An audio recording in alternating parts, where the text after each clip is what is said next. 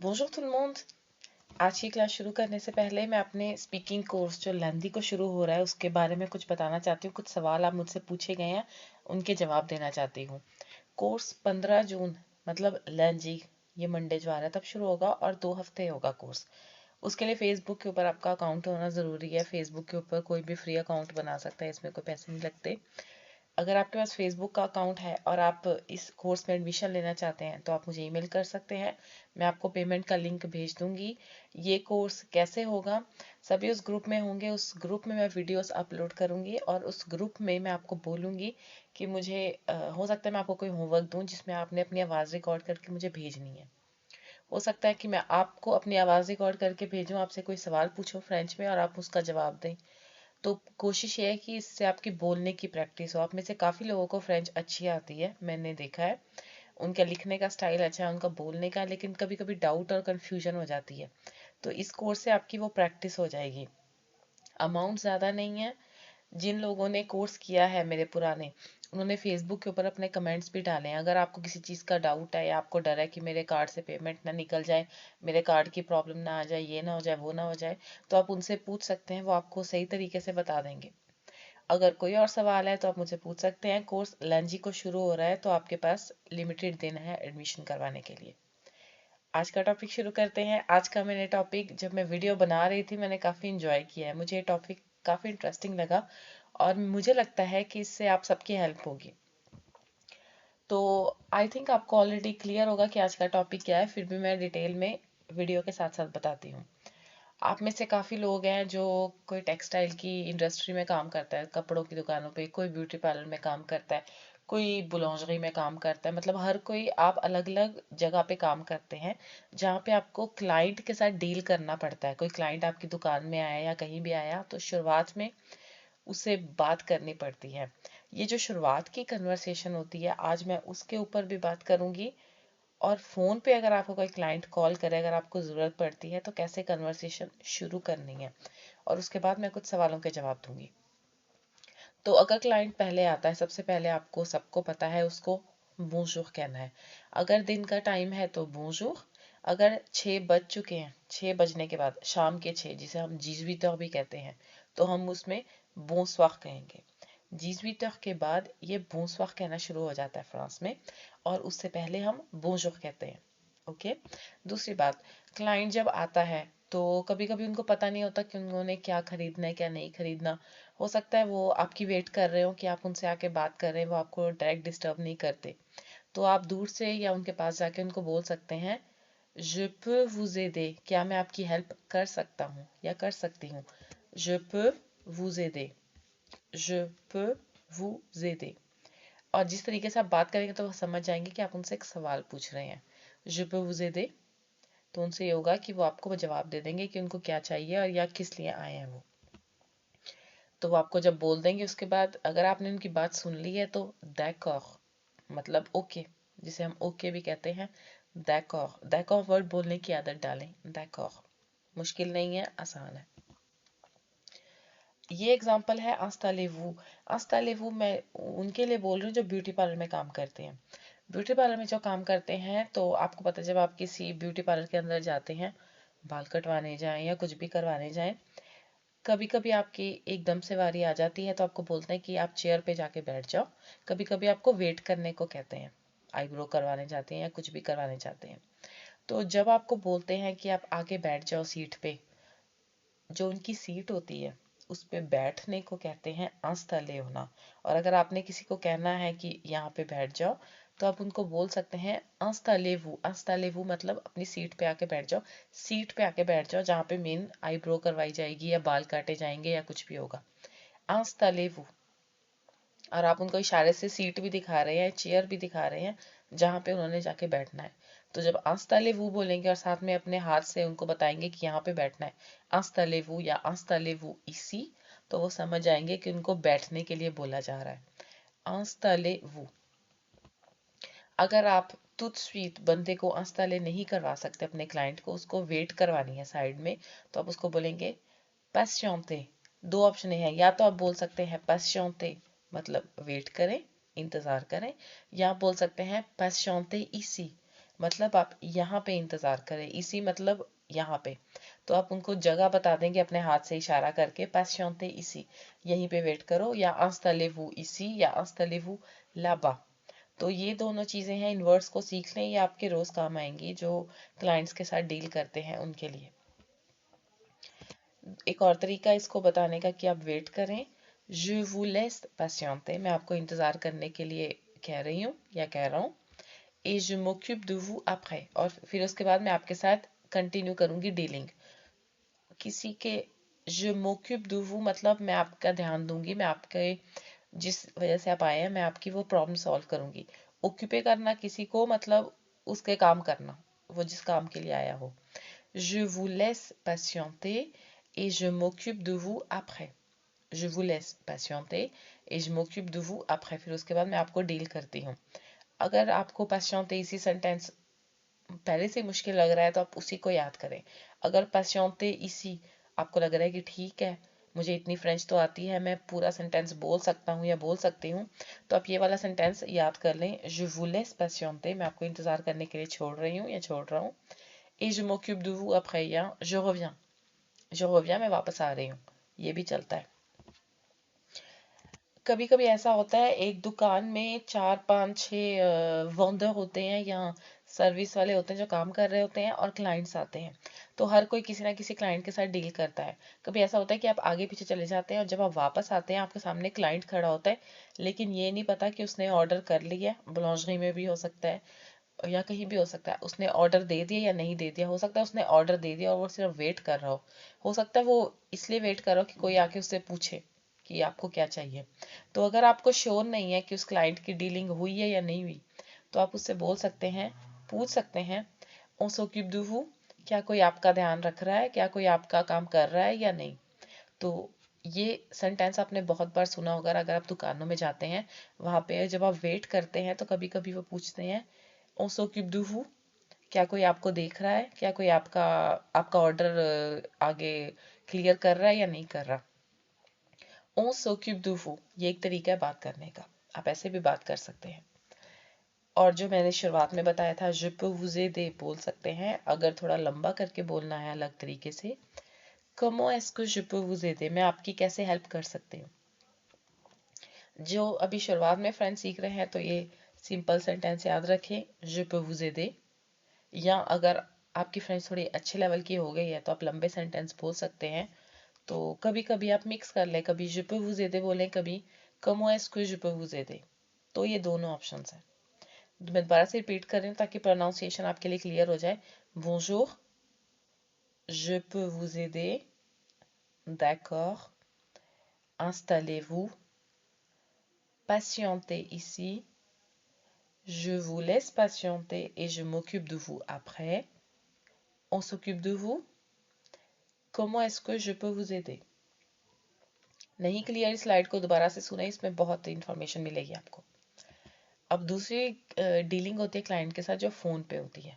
मैं आपको एक एग्जांपल देती हूँ। एग्जांपल मैंने ब्यूटी पार्लर का लिया है। फ़ोन बजता है, जो ब्यूटी पार्लर में काम करती है वो फ़ोन उठाती है। प्रोफेशनल जब दुकानों पे आप काम करते हैं, ज़्यादातर पहले कंपनी का नाम बोला जाता है और बाद में बोंjour कहते हैं लोग। तो इमेजिन करें आप एक ब्यूटी पार्लर में जिसका नाम है स्ट्रासबूर, तो आप बोलेंगे ब्यूटी पार्लर, या उसको फ्रेंच में अगर बोले सैलून दे ब्यूटी। अब मुझे नहीं पता आपकी कंपनी का नाम क्या है, जैसे आपको सही लगे आप वैसे बोलें। ब्यूटी पार्लर स्ट्रासबूर बोंjour, तो आप बोंjour बोलेंगे, सामने वाला बोलेगा वी बोंjour।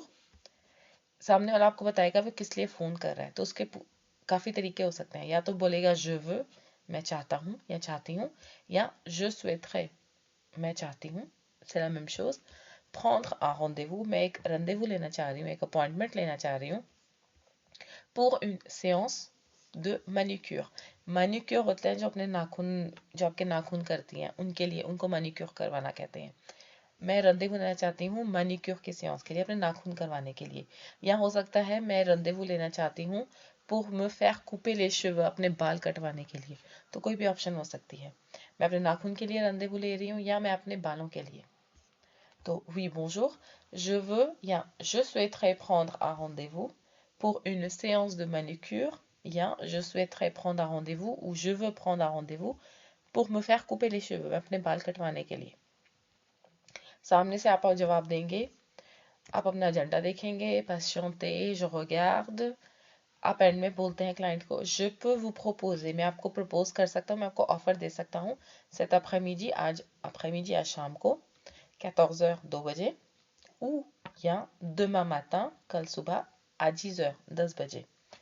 तो ऐसे आप अपॉइंटमेंट दे सकते हैं। कोशिश करें क्लाइंट को, या अगर आपको एक ही अपॉइंटमेंट आपके पास है तो एक ही बोले, अगर आपको एक दो देनी है तो इसलिए ये होगा कि क्लाइंट को पता होगा कि उसके पास ऑप्शन है और वो अपने टाइम के हिसाब से आ सकता है। क्लाइंट आगे से बोलता है est-ce que je peux passer maintenant, क्या मैं अभी आ सकता हूँ, या क्या मैं अभी आ सकती हूँ। est-ce que मतलब क्या, je peux मैं, je मतलब मैं, peux passer maintenant, passer होना किसी जगह पे मतलब उस जगह पे जाना, maintenant मतलब अभी, est-ce que je peux passer maintenant, क्या मैं अभी आ सकती हूँ। सामने से आप जवाब देते हैं पॉसिबल नहीं है, बहुत रश है। j'ai trop de monde, बहुत रश है। j'ai trop de monde मतलब हाउसफुल है एक तरीका कहने का, काफी लोग हैं। j'ai trop de monde। लेकिन आप क्लाइंट को एक और ऑफर देते हैं, आपसे कहते हैं vous pouvez passer dans une heure, क्या आप 1 घंटे बाद आ सकते हैं या आ सकती हैं। तो ये सेंटेंस भी आप यूज कर सकते हैं। vous pouvez passer, passer होना किसी जगह पे, मैंने दोबारा से रिपीट कर रही हूँ, उस जगह पे जाना।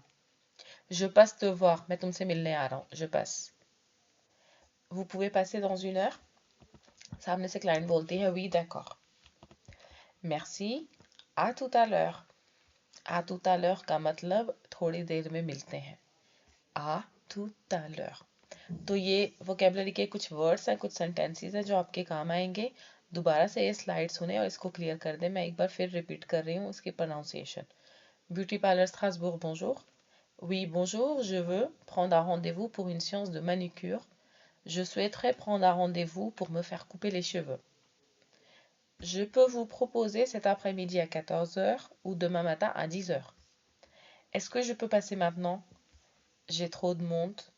Vous pouvez passer dans une heure? Oui, d'accord. Merci, à tout à l'heure.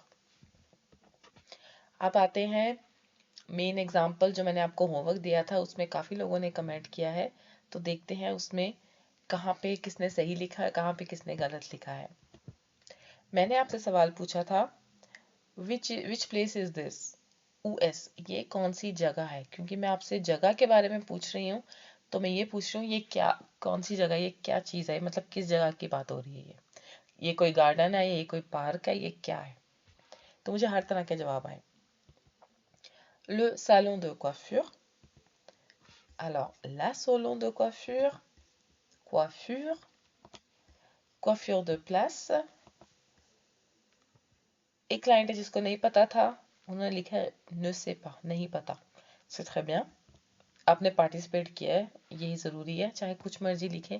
मैंने ये बोला था कि आप मैक्सिमम से मैक्सिमम जवाब देने की कोशिश करें, गलत हो सही हो कोई प्रॉब्लम नहीं है, हम सीखने के लिए इस चैनल पर हैं। तो c'est très bien। J'ai salon coiffure, peut-être salon coiffure और maquillage।